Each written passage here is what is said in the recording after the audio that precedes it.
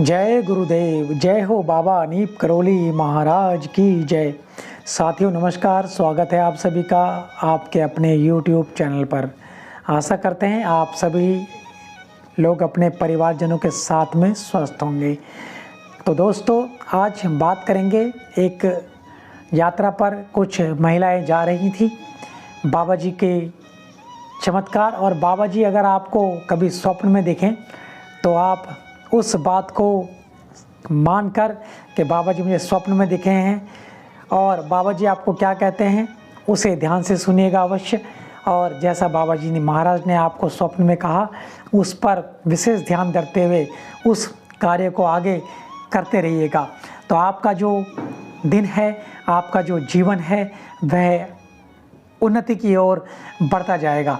तो इसी तरह से एक बार कुछ महिलाएं जो तीर्थ यात्रा कर रही थी, वहाँ पर एक माई थी, उनकी पीठ में अचानक दर्द हो जाता है।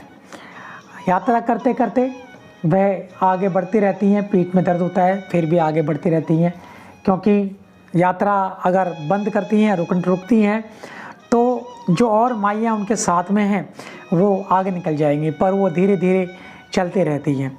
अब रात को जब वह विश्राम गृह में रुकती हैं तो वह स्वप्न में महाराज जी को देखती हैं और उन्होंने साथ साथ यह भी देखा कि उनकी पीठ पर, यानी कि जिस माई के कमर में दर्द था, उनकी कमर पर कोई हवन कुंड की विभूति मल रहा है।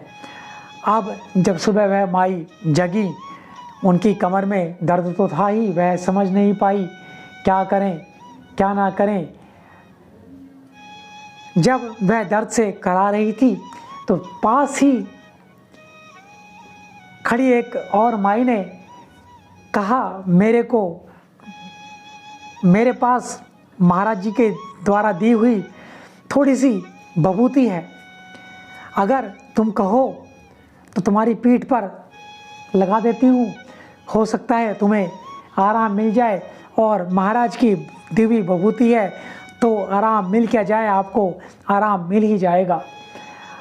तो उस माई ने, जिस माई की पीठ पे दर्द था, वह विभूति लगाई और मित्रों, वह विभूति लगाते ही उस माई की पीठ का दर्द बिल्कुल ठीक हो गया।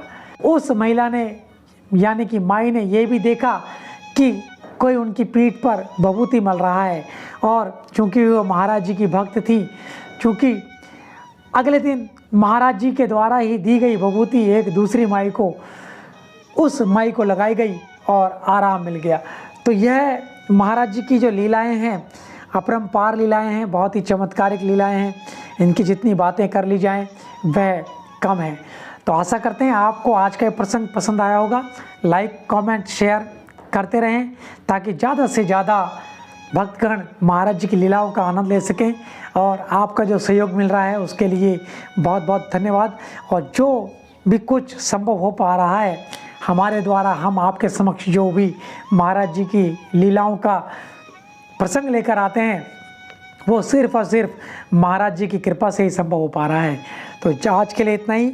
जय गुरुदेव, जय हो बाबा नीप करौली महाराज, जय उत्तराखंड। और आप सभी का बहुत बहुत बहुत बहुत धन्यवाद। धन्यवाद, धन्यवाद, धन्यवाद।